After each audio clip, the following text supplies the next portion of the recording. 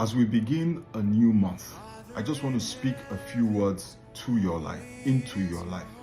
I pray that in the month of September, everything that is going in the wrong direction will start to turn around and move in the right direction. I pray that this month, the doors that have not opened for you hitherto will start to open for you.